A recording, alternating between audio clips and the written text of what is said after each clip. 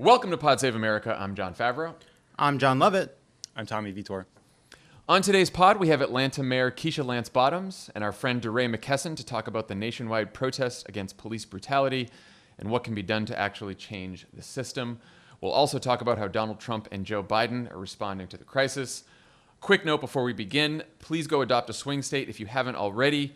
It's one of the best and most effective ways to make a difference in the 2020 election, even if we're stuck at home. Go to votesaveamerica.com/adopt, pick a state, and the first call to action you'll get is an ask to sign up for a digital organizing training session on Thursday, hosted by our partners at Organizing Together 2020, featuring Tommy Vitor himself. So check that out. All right, let's get to the news. We are now a week into a series of massive nationwide protests against police brutality and systemic racism that began when George Floyd was killed after Minneapolis police officer Derek Chauvin kneeled on his neck for 8 minutes while 3 other officers stood by and did nothing, even as Floyd repeatedly said he couldn't breathe and cried out for help. On Friday, Chauvin was charged with third-degree murder and second-degree manslaughter. The 3 other officers have yet to be charged. Minnesota Attorney General Keith Ellison is now in charge of the case. Over the weekend, protests spread to over 140 cities. And while all of them started peacefully, many have not ended that way. As the New York Times reports, quote, videos showed police officers using batons, tear gas, pepper spray, and rubber bullets on protesters, bystanders, and journalists, often without warning or seemingly unprovoked. And while the overwhelming majority of protesters have been peaceful, there have also been a small number of anarchists, right-wing extremists, and other individuals who've looted stores, destroyed property, set fires, and provoked violence, leading to the mobilization of the National Guard in 21 states and more than 24 curfews, something on a scale we haven't seen since Dr. Martin Luther King was assassinated in 1968. Guys, I want to stop there and get your reactions to the protests, to the police, and to the chaos, both what you've seen and read from around the country and what we have seen right here in Los Angeles over the weekend. Let's start with the peaceful protests themselves. Lovett, what's your reaction? My general reaction to all of it is, because everything is political, somehow there's nothing about the violent parts of this, the chaotic parts of this, the destructive parts of this, that detracts from the moral probity, the righteousness of the overall cause. And simply because fires look better on television, they are given equal billing. But it's worth remembering that, yes, in some sense, these are protests that descended into something else. But in a larger and I think more important sense, there was a massive protest across the country, and then this other part of it that's being tied to it, because that's how everything is covered in our politics. Everything is everything is seen through a political lens, and you see efforts to try to tar the protests themselves because of what happened after. That's all. Tommy, what's your reaction? So look, I'm excited to hear your interview with the mayor. I'm excited to talk to DeRay because I feel like I need to do more work on figuring out what activism is the best here, like what legislation we should push for, what changes, and I don't feel like I have a lot of answers yet. But this was an intense emotional weekend. So I just wanted to talk about 2 things that were stuck in my head. And the first is a very dumb story from when I was in high school. I was driving with a buddy of mine, after football practice, we were going to somebody else's house, and I was speeding, and I saw a cop going the other way. And I don't know what got into my head, but his sirens went on like he was going to pull me over. And I thought I could get away maybe. And my car was made in 1987, and I absolutely could not get away. And I was pulled over immediately. And then 3 more cop cars pulled up, and the story ends with me getting a bunch of extra violations on my speeding ticket, but not arrested and not handcuffed, not roughed up. And what I did not realize then that is very clear to me now is that if I'm not a white blonde kid from Dedham, Massachusetts, if I'm black and I'm from Dorchester, I'm probably thrown in jail and maybe kicked out of school. And my life as I know it today is unrecognizable. Right. So that was one thing I just kept thinking about. Another thing was how I felt on Saturday night.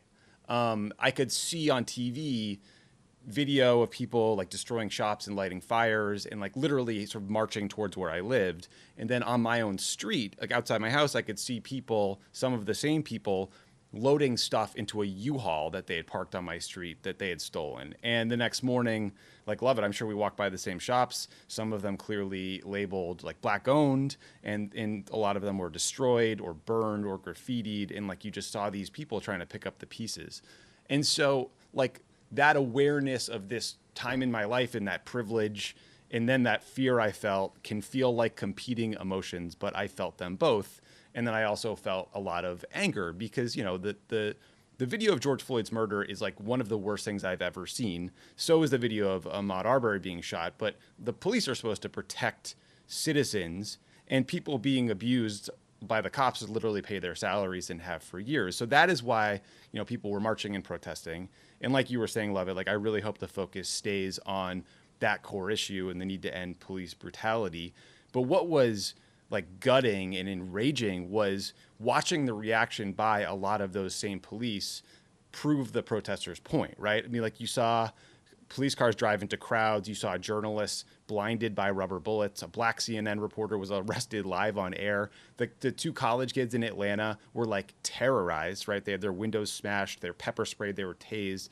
This brutality is happening in real time. And you just like, when you hear the cries from people who feel like they are treated as a threat when they are marching or bird watching or voting, you know, like how can you not hear that? So as scary as the violence was and as scary as, you know, it felt for me Saturday night seeing some little fucking Antifa wannabe white kid on my street with like stolen boxes and shit, you know, I am more angry today about like the state sanctioned brutality and escalation that we all saw, and self-aware enough to know that if there hadn't been protests and there hadn't been all these actions, it wouldn't be on the news and we probably wouldn't be talking about it today. So, you know, I'm just trying to figure out like what the next step is, how we stay focused, how we don't let Trump do what he tried to do to Colin Kaepernick, which was to make this about some made up issue about supporting the troops versus police brutality.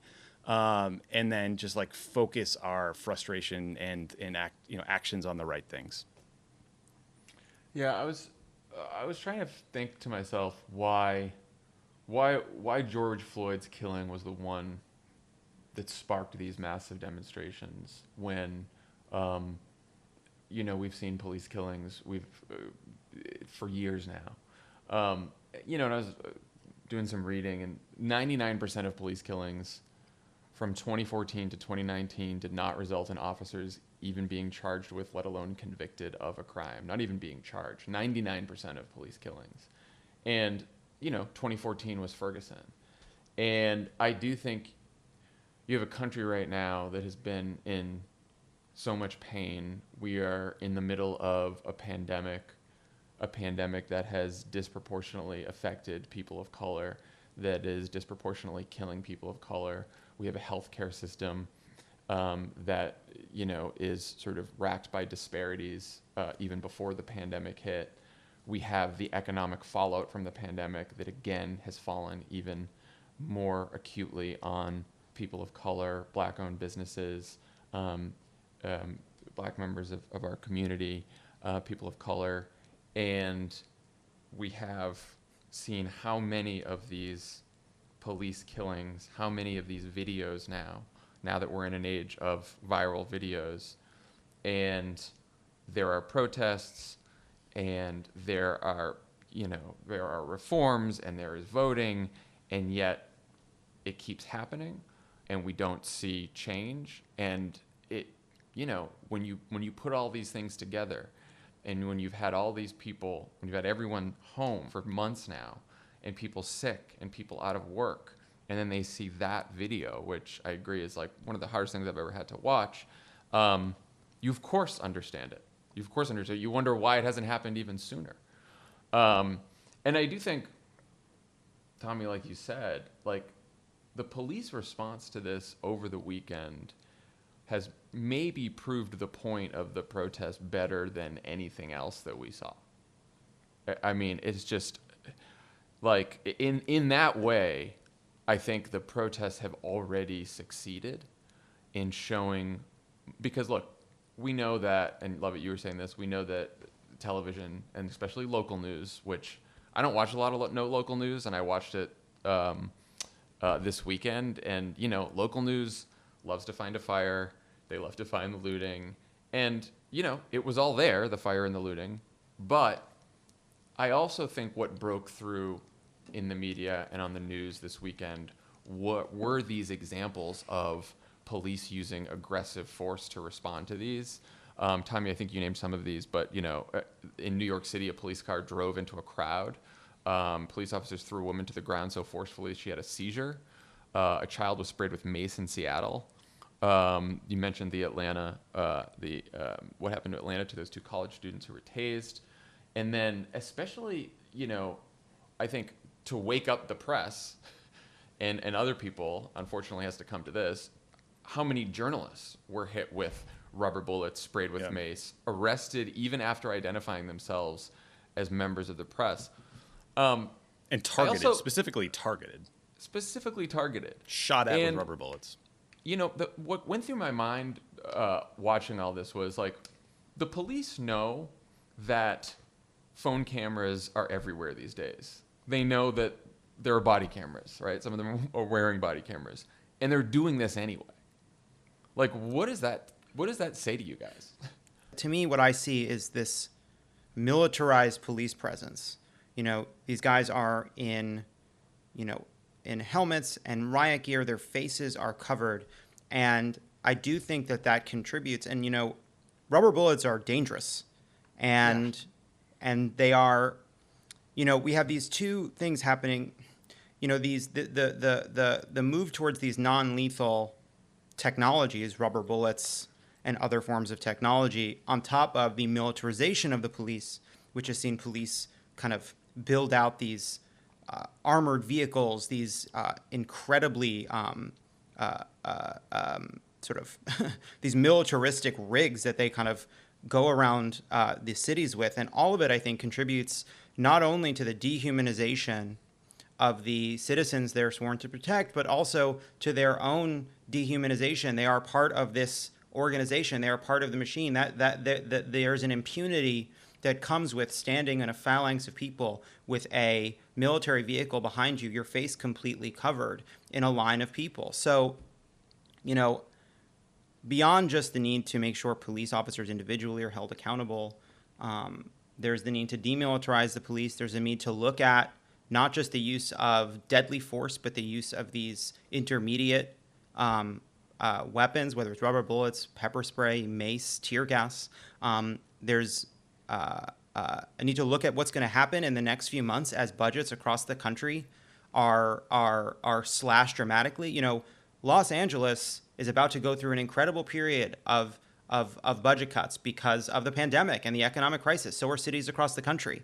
And the question is, well, where is the limited amount of money going to go? Is it going to continue to go to reinforce this militarized police force, this militarized version of law enforcement that we've seen take hold across the country? Or is it going to go to schools? Is it going to go to people in need? Is it going to go to social services? So to me, that is the next place this conversation goes. And, one aspect of this is, Republicans have been gleefully pointing out all weekend that these are Democratic-controlled states and Democratic-controlled cities and Democratic-controlled city councils and Democratic mayors, and looking at the ways in which the police have not been reflecting the democratic values of the cities that they govern, that they actually don't reflect the will of the people in those cities because of the power of police unions, because of inertia, because of political fear on the part of politicians, is all, I think, the next part of the conversation.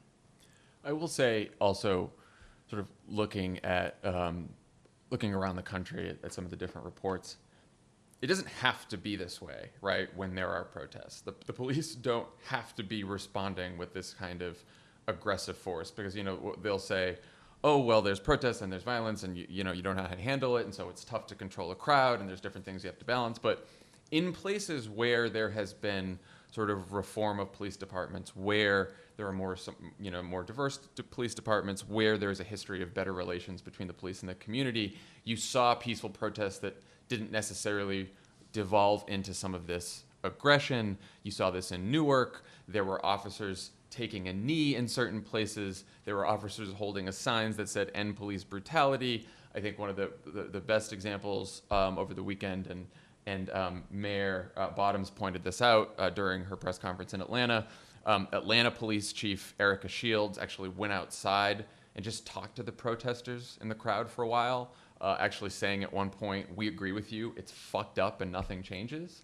And that is not to say, oh, well, it's not all cops, there are some good cops too. It's to say that it's possible to get police officers to change. It's possible, and it's not individual change, it's systemic change and it's reform. But these protests that you're seeing over the weekend, that we've seen over the weekend, that we're seeing right now, can have a difference. They can bring about reform. You can have a police department with enough reform, with enough pressure, with enough protest, with enough change that will actually protect and serve people and not act like basically what we're seeing in the majority of police departments in this country acting like right now. It's possible. And I just think, I mean, that was it. And look, and I already spoke with the mayor, but she said something that was striking to me, which, we talked about the 2 officers that got fired in Atlanta. And she said, I have to be honest, before this weekend, if that had happened, I might not have been involved and they might not have been fired. I might not have checked those body cameras 6 or 7 times because I saw everything, because of these protests is why we acted. And she's like, I'm glad I did, and they were fired. But these do have the effect of bringing about change, or they can at least. I do think it is telling that these sort of moments of humanity and conversation among police and protesters were seen by people and lifted up because they felt unusual. And then when you think about the George Floyd murder, that's not even the first time that we've seen such a video come out of Minnesota. Philando Castile was murdered by a Minnesota cop. It wasn't the first video showing someone being choked to death. That was Eric Garner. And I think the regularity of this kind of just horrifying snuff film that just gets thrown into social media all the time is part of the cumulative effect that led to these protests over the weekend. I mean, it's particularly searing and scarring for people in Los Angeles who were here in 1992, who have just vivid memories of the way that the city was torn apart. And so, it was a hard weekend. Last thing I want to talk about before we get to Trump and Biden is how every day of these protests has devolved into chaos. Buildings and cop cars have been set on fire. Stores have been looted and destroyed, especially a lot of Black and Latino and immigrant-owned small businesses. We especially saw that in here in Los Angeles and downtown LA.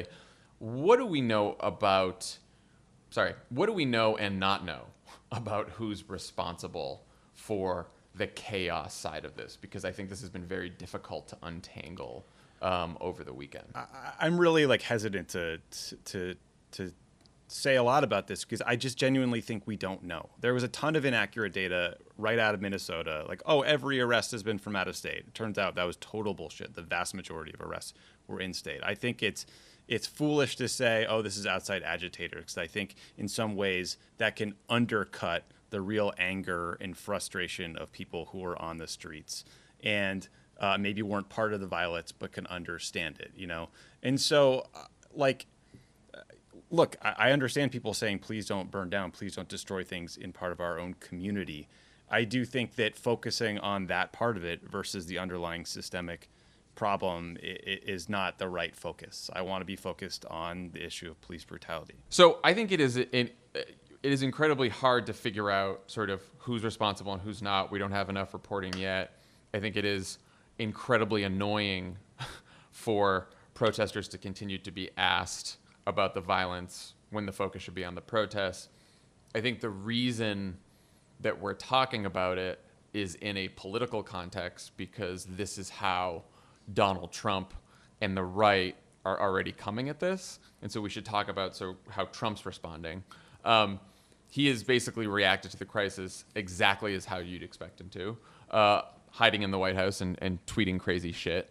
On Thursday, the president effectively called for violence against the protesters in Minneapolis, tweeting, quote, "These thugs are dishonoring the memory of George Floyd, and I won't let that happen. Just spoke to Governor Tim Walz and told him the military is with him all the way. Any difficulty and we will assume control. But when the looting starts, the shooting starts. Thank you! Exclamation point. The thank you was a real nice touch at the end of that. Trump tried to walk back the comments a little on Thursday, following up with the tweet explaining that his comment, quote, was spoken as a fact, not as a statement. Doesn't mean anything. Aside from a few other crazy tweets, the president has said nothing over the weekend because, according to the Washington Post, quote, Trump and some of his advisors calculated that he should not speak to the nation because he had nothing to say, no tangible policy or action to announce, nor did he feel an urgent motivation to try to bring people together, so he let his tweets speak for themselves. Tommy, what did you think about him trying to... Sorry, let me try. Tommy, why do you think he tried to walk back the when the looting starts, shooting starts tweet, which was horrendous, but usually he doesn't walk back his horrendous tweets? Yeah, I mean, look, it sounds like some of the reporting that he actually genuinely scared even some of his closest supporters with that kind of language. It was so alarmist. It was so clearly throwing gasoline on the fire that people like Lindsey Graham were on the Sunday shows criticizing him for the first time in years. But like, I just think the problem is, like, Trump is in favor of police brutality. Because he did a call today with a bunch of governors where he told them, you have to dominate. They're going to run over you. You're going to look like a bunch of jerks. You have to dominate. Those are quotes, right? And then he tried to get them to focus on fucking flag burning. So he's trying to make this about anything but police brutality because he supports police brutality. Remember a couple of years ago when he gave a speech to a bunch of police and he literally joked with them? He told them it was okay to rough up suspects. He said, stop putting your hands on the top of their heads when you push them in the squad car. It's okay to rough them up a little bit, right? Like, he's in favor of all of this. So that has been his primary and only message. The rest of the time, we can talk about the politics of it, but it is remarkable when you think back to Ferguson and what Obama did in those moments and how it was coverage and how much was asked of Obama, how much was expected of Obama and of other Democrats versus how little is expected of Donald Trump. He hid behind his gates in his house and shit posted and sent tweets and couldn't even bring himself to address the nation. So, Lovett, what did you think? I mean, even what Tommy's saying right now, there is this sort of dichotomy in how Trump's acting, right? Like, on one hand, he is the fucking, George Wallace, Bull Connor come to life in 2020, talking about shooting and looting and stuff like that. But it's all these tweets from inside the White House where he's cloistered, he's not speaking to anyone, he's not going out, he's not talking to anyone, and he seems like, I think he seems smaller almost than he's ever been, that at this moment of great crisis and unrest in the country, the president is reduced to just tweeting out sort of racist shit and attacking attacking the protesters and all that kind of stuff. It's interesting. Yeah, I mean, it's an optical illusion. He's the same size. But the look. There's all these impositions. Where is the president? Where is he should be speaking? I can't believe he's cloistered inside the White House, not saying anything, just tweeting. And obviously that's true. Really, I think what people are saying is, I wish we had a president who was worthy of this moment and from whom we would want to hear. I don't need to hear Donald Trump address the country, and I don't think anybody who's lamenting the fact that he's not speaking would like that either. He doesn't have the tool set, right? What are the tools at his disposal? He can't lead, he can't manage. Can't reassure, he can't assuage, he can't empathize. He can't inspire. He doesn't have that in his arsenal. So he can distract, he can tweet, he can incite, he can blame. That's what he's doing now with the governors, and of course, I saw instantly coverage. I happened to have had CNN as the news of the call was coming in, and the call was covered straight, right? Something along the lines of, Donald Trump took a heavy hand with governors, urging law and order, calling on them to be tough. And even in that language, it's a concession to Trump. They don't work for him. Governors don't work for Donald Trump. He's just looking for somebody to blame and looking for someone to yell at because he's scared and alone in his house. Just like the pandemic. Just like the pandemic. He did that. Yeah. And, yeah, it's exactly like the pandemic. And so, in the absence of a human being in that job with any capacity to meet this moment, whether about the economic depression he caused or the pandemic he failed to contain, or the protests in our cities, which he has, in terms of policy, only sought to make worse. There's nothing he can say. There's nothing he can do. That's all. Well, so we have no idea. We should start by saying how the politics of this will unfold, of course. But you can tell that, the Trump team has sort of a narrative in mind here. And we've seen it sort of unfold over the last couple days. They are very big on, this is all outside agitators, Antifa. Trump tried to declare Antifa a terrorist organization, which is a problem because Antifa isn't an organization, and you can't really do that. But what they're trying to say, he's trying to have it both ways, because of course he's trying to. He thinks his path to victory is either winning a higher percentage of the black vote, good luck, or at least trying to make sure that some segment of black voters stay home and don't vote for Joe Biden. And so what he wants to say is, the protesters are fine, honor George Floyd's memory, but these are all radical left Antifa people destroying our cities, and everything is out of control, and these governors are letting it happen, and you have to be tough. And they are betting that, the longer that we see images on our television screens of fires and looting, that more people around the country will say, yeah, I don't like that, and maybe Donald Trump's right about this. What do we think? Tommy, what do you think about sort of like the political strategy that Trump is betting on here?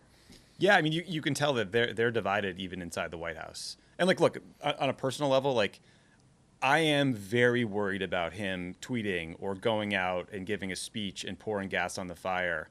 But it's also no consolation that we have no president and no one is in charge and no one is doing anything. And so you're also seeing Republicans, including White House aides, say they're worried about Trump's tone. And of course, they're doing it on backgrounds, the New York Times, like they usually do because they're cowards.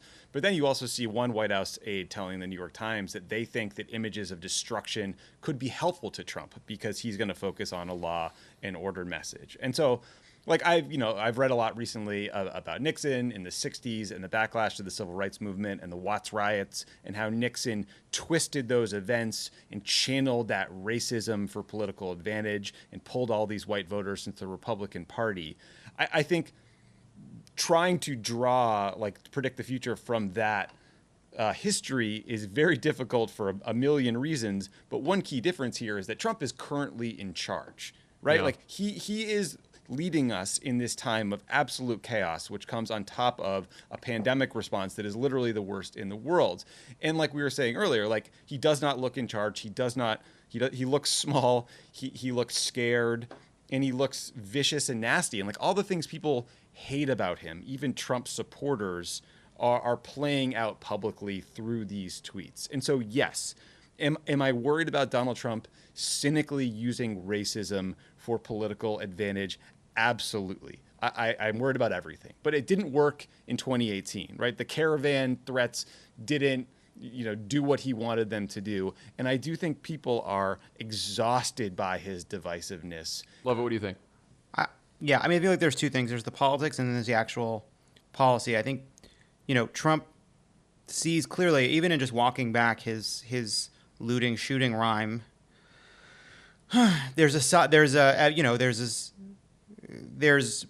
evidence, right, even to Trump, that what he's doing is a bit more nuanced. It's a little bit more complicated than he'd like it to be. What he'd like to do is just fucking go after the protesters, attack the protesters, declare war on the protesters. He knows that there's some, that's where his heart that's what he wants, right? That's what's in his heart, but he knows he can't do it. So he thinks that Antifa is somebody that Antifa doesn't have enough friends. What? That's a second term move. Right. Right. So exactly. That is exactly what he would be doing in a second term right now. But he knows that Antifa has fewer friends, and has fewer supporters, and is more controversial, and is less less righteous. And so to me, it's about focusing on Antifa because he thinks politically that's more advantageous. But I also think there's danger in that too, because, the end result of Donald Trump saying we're going to crack down on Antifa, is that it will end up being a crackdown on the black community, on the protesters, on people who have nothing to do with Antifa, right? And he doesn't care about that. That's a good goal for him. So just worth remembering that, Tommy made this point earlier. We've talked about this, right? There's this effort to kind of sort the blame for the violent aspects of what followed the protests. And it's worth remembering that no matter what the explanation is, when we're focused on the violent aspects and not the process itself, it is an opportunity for the people that want to use that violence as a means to paint with a broad brush the entire movement. And that will be true whether you're blaming Antifa, blaming opportunists who just joined in the protest to loot, blaming the protest itself. It ultimately is about making sure that the focus is on chaos and violence and not systemic reform, because that's what Trump wants to talk about.